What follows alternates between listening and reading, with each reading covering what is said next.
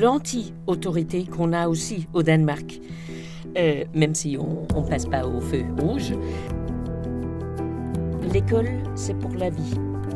C'est pour apprendre à devenir citoyen et naviguer en tant que citoyen. Bonjour, ici Copenhague. Vous écoutez Lumière du Nord, des analyses et des interviews pour mieux comprendre le modèle danois. Je suis Sybille de Valence, journaliste française installée au Danemark depuis 2018.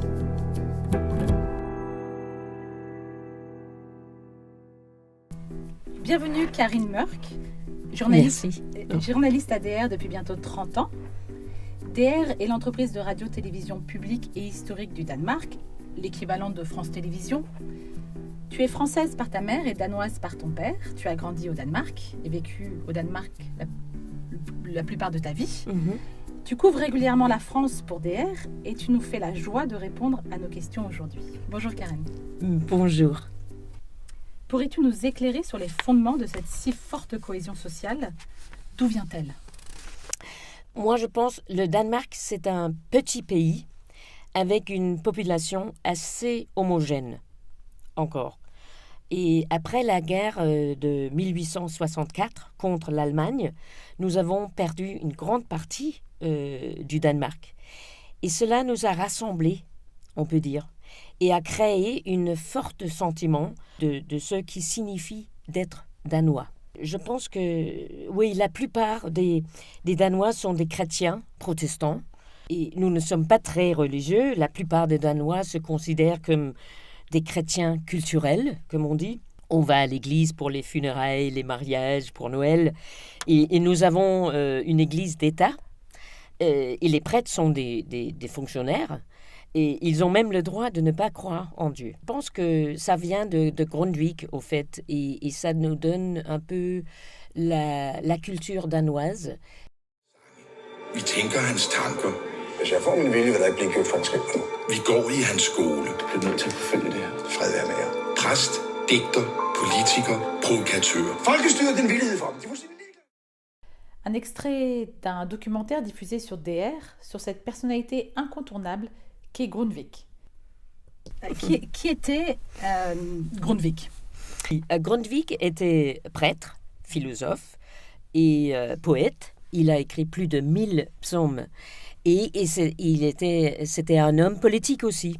Ses réflexions sur le concept folkelighed, c'est difficile à traduire exactement.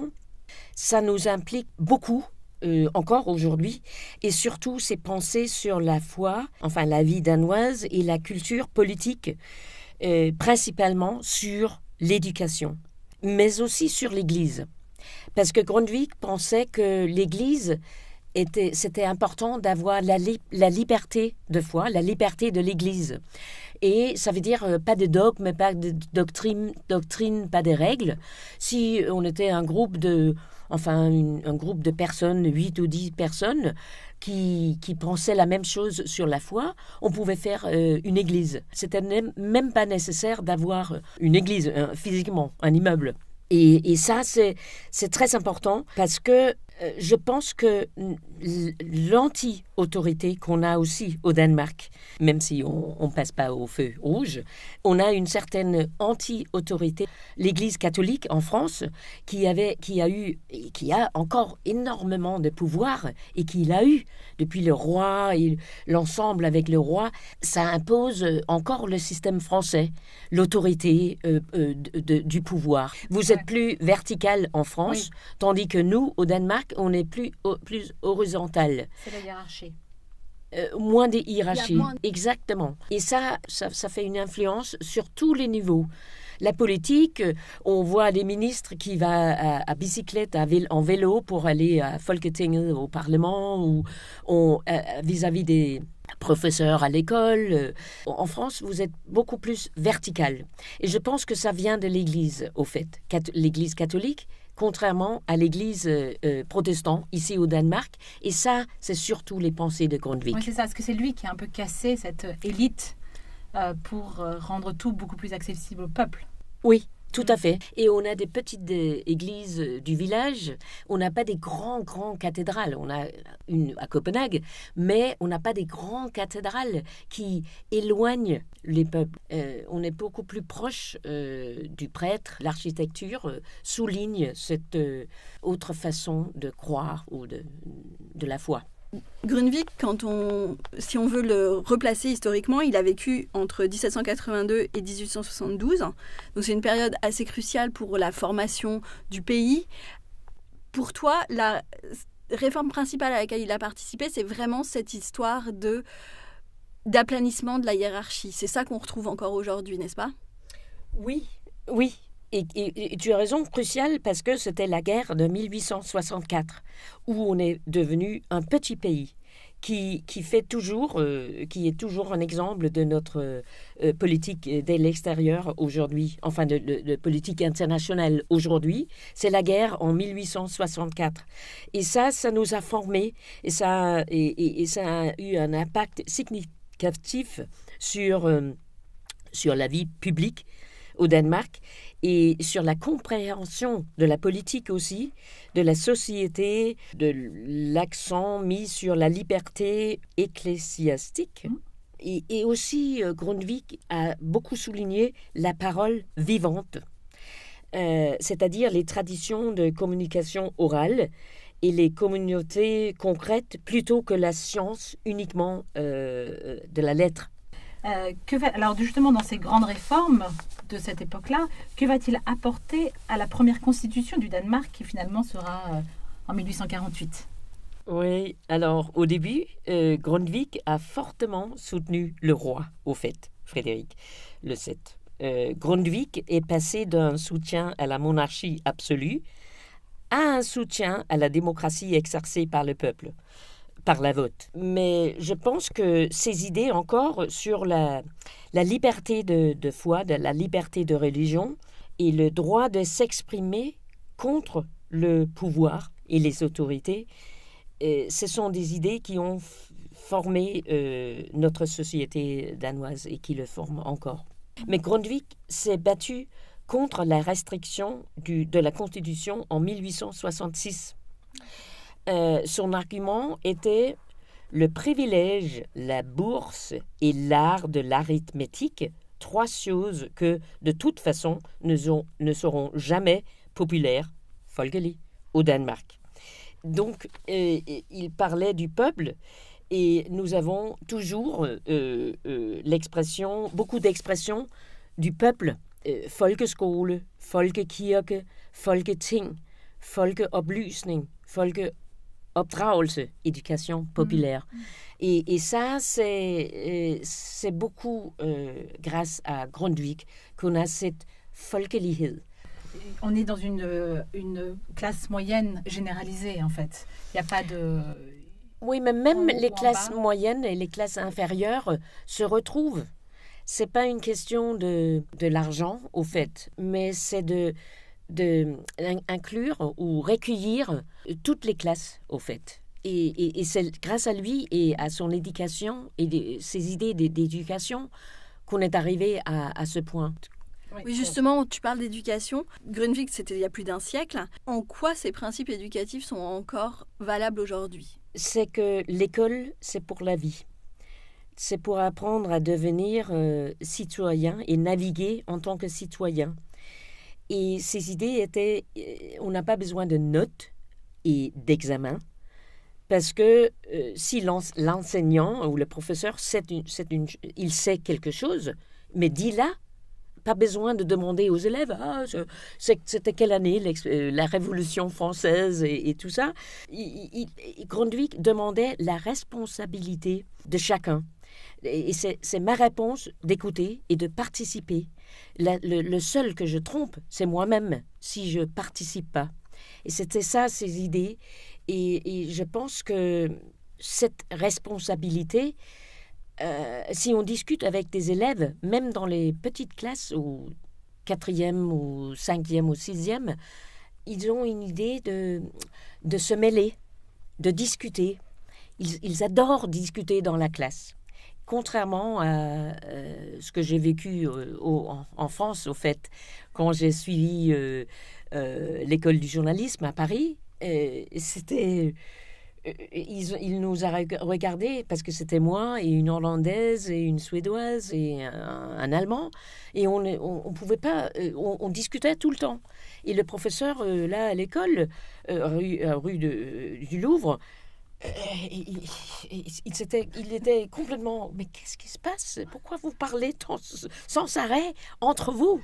Tu vois, c'est ça qui donne... Je pense que la responsabilité, on l'a toujours. Parce que c'est dans notre ADN, au fait. Et ça vient de Grundtvig. Ouais, vous êtes vraiment au cœur de la différence des systèmes scolaires français et danois, qu'on retrouve vraiment aujourd'hui dans la responsabilité de l'enfant, comme tu disais très bien. C'est aussi quelque chose que tu as vécu à travers tes filles, qui ont été à la fois en France et au Danemark scolarisées. Il faut dire aussi une chose qui a choqué mes filles, quand ils ont rencontré l'école française. Au Danemark, ils étaient presque amis avec leurs professeurs. Les élèves sont en bons termes avec les enseignants, qu'ils tutoient et appellent par prénom ou même par surnom des fois. En France, les professeurs gardent une distance, une grande distance aux élèves. Je pense que l'argument, c'est de garder la discipline. Je me souviens que mes filles m'ont donné un exemple. Elles ont arrivé 1 minute avec 1 minute de retard, et l'assistante était en train de fermer à clé. À la place de les laisser entrer, elle a indiqué non, il faut aller au bureau. Et c'était presque pour être humiliée, parce qu'elles ont arrivé peut-être 2 minutes de retard, mais quand même. Au Danemark, si on a 5 ou 10 minutes de retard, on frappe à la porte et l'enseignant dit tu vas t'asseoir tranquillement. Et je ne suis pas tout à fait d'accord avec ça non plus, parce que ça fait du bruit, ça dérange les autres. Au fait, j'ai proposé le système français, au principal danois, à l'école, lorsque nous sommes rentrés, qu'il faut peut-être aller à la vie scolaire et attendre. Si tu as un quart d'heure de retard, tu entres seulement à la prochaine classe. Et quelle était sa réponse? Non, c'est pas une bonne idée. J'y crois pas en discipline comme ça. Ça raconte, je trouve, un peu sur les systèmes danois, contrairement au système français. Et je pense que peut-être il faut trouver un équilibre entre les deux systèmes, un compromis, au fait. Parce que c'est sûr que des fois, il y a trop de bruit dans les classes, dans les écoles au Danemark. Oui, un autre exemple, c'est... mes filles m'ont dit que ce respect du professeur, c'est pas du vrai respect. Et ce qu'elles trouvent très important, c'est le respect du professeur vis-à-vis des élèves. Et ça, elles n'avaient pas vécu en France. Au Danemark, il existe un véritable respect et qui va dans les deux sens, au fait. Parce que le respect de professeur en France, c'est un peu faux, parce que dès que le professeur se retourne ou se tourne, il y a vraiment la galère, parce que il faut une discipline très sévère pour faire comporter les élèves d'une manière correcte. Au fait, je dis souvent que la politesse que je vis en France, j'aime beaucoup. Mais un de mes amis français me dit non, mais c'est pas la vraie politesse. La vraie politesse, vous avez au Danemark, parce que vous vous respectez. Et même si on dit tu, on se respecte, selon lui, au fait. Et je suis d'accord avec lui, si c'est que des manières de politesse, si c'est pas vrai, si c'est pas vraiment, si tu n'as pas vraiment le respect de l'autre, ça sert pas à grand chose. Quels sont les critères pour dire je suis respecté? Et respectueux. Et respectueux, oui. Les critères sont qu'on soit ouvert et qu'on écoute l'autre. Ça, c'est très Grundtvig aussi. On écoute l'autre et on peut être en désaccord, mais c'est un peu comme Voltaire a dit. Je ne suis pas d'accord avec ce que vous dites, mais je me battrai jusqu'au bout pour que vous puissiez le dire. Grundtvig a dit la même chose, mais avec les dieux nordiques. Il a dit « Frihed for Loke, såvel som for Thor ». Ça veut dire liberté pour Loke comme pour Thor. Ça veut dire pour ton ennemi ou quelqu'un qui est le traître, ou la liberté et le respect pour les deux, au fait. Thor, le dieu du tonnerre, est un personnage très important dans la mythologie nordique. Il est le fils d'Odin, le chef de toutes les divinités et d'une géante. Ce colosse, au physique incroyable, est doté d'une force titanesque qui est décuplée par la ceinture magique qu'il porte autour de la taille. Quand il est sur les champs de bataille, sa voix est si puissante qu'elle couvre même le bruit des combats. On trouve très souvent avec lui un autre dieu, qui est bien moins sympathique. Thor est généralement accompagné de Loki, le dieu de la discorde. C'est un personnage assez complexe. Autrefois, il était bienveillant, mais au fil du temps, il est devenu maléfique. Il tire un grand plaisir du malheur des autres. On se méfie beaucoup de lui car il crée souvent des problèmes et il est capable de faire d'énormes bêtises. Malgré cela, Thor le considère comme son ami. La plupart des Danois essayent de comprendre l'autre et d'écouter quand même si on est en désaccord. Et on voit ça sur la vie politique, très fortement, que les hommes politiques, et c'est mon ami, l'ancien ambassadeur de France ici, François Imret, qui disait, il est allé à Folkemødet à Bornholm, là cette rencontre démocratique, à Bornholm, une île au Danemark, il a dit « J'ai vu des jeunes des partis qui chantaient dans un chœur ensemble, qui chantaient ensemble de l'extrême gauche à l'extrême droite. Ça pourrait jamais se passer en France, il m'a dit. Et pour nous, ça c'est normal. Oh, on peut rire, même si on est complètement en désaccord politiquement. On peut rire, on peut être ensemble, on peut faire la fête ensemble aussi. Tu parles du chant justement, ça aussi c'est un héritage de Grundtvig, ce fait de chanter toujours ensemble. Tous les événements, tous les événements officiels, on va tous se lever et chanter ensemble un psaume, souvent de Grundtvig. Oui, c'est vrai. Et pendant la guerre, on a eu Allsang, ça veut dire chanson pour tout le monde, que les Allemands n'ont rien compris. Les gens de l'époque se rassemblaient à la fin de la journée et chanter ensemble pour se soutenir et donner de la force contre contre les l'ennemi. enfants commencent leur journée au Danemark. Au moins une fois par semaine, ils vont tous se retrouver pour chanter ensemble. Quelle est la force du chant ensemble comme ça pourquoi vous en avez fait une tradition si forte? Oui, parce que c'est tellement fort de chanter ensemble. C'est plus difficile de se moquer de quelqu'un avec qui tu as chanté. C'est encore la tribune, on est ensemble. Nous allons écouter un de ces cantiques que tu as choisi parce qu'il représente pour toi ton pays. Chaque couplet compare le Danemark avec des pays étrangers et toutes les comparaisons semblent pencher en faveur du pays étranger. Comme tu nous l'expliques, vous les Danois êtes les champions du monde de la modestie et de l'humilité dans un pays devenu si petit par rapport à votre grandeur passée.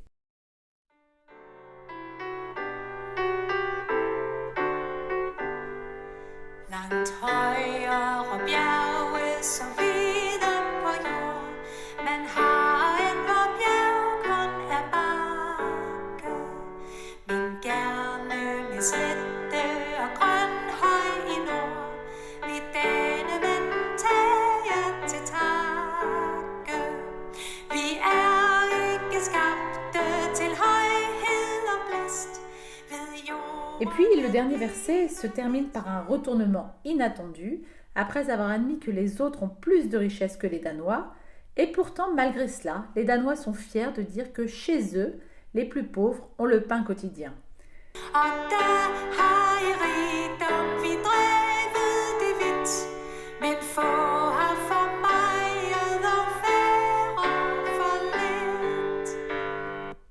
Pour le traduire, nous sommes allés plus loin quand, dans le royaume, peu de Danois ont trop, sous-entendu trop de richesses, et encore moins ont trop peu. Un verset qui est souvent cité encore aujourd'hui. Nous avons l'habitude, à la fin de l'épisode, de demander à notre invité le mot danois de la fin. Quel serait le mot que tu choisirais pour symboliser le Danemark ? Un des mots, c'est un peu rigolo, c'est pute. Et ça ne veut pas dire pute, c'est P-Y-T. Mais en danois, ça se prononce pute. Et pute, ça veut dire c'est pas grave. Il ne faut pas cultiver les choses négatives, il vaut mieux aller de l'avant. Et ça, j'aime bien, pense que c'est typiquement danois. Pute, c'est pas si grave, hein. Et l'autre... Je vais juste interrompre. Et vous commencez très jeune, parce que c'est comme ça que vous apprenez aux petits-enfants, ils ont leurs petits boutons sur lesquels ils apprennent à appuyer. Et chaque fois qu'ils sont frustrés, ils vont appuyer sur le bouton « pute m'aider ». Ah oui, je savais même pas. Mais je trouve ça, c'est assez important. Pute, c'est pas si grave quand même, hein. Merci beaucoup Karine d'avoir été avec nous aujourd'hui. C'était un grand plaisir.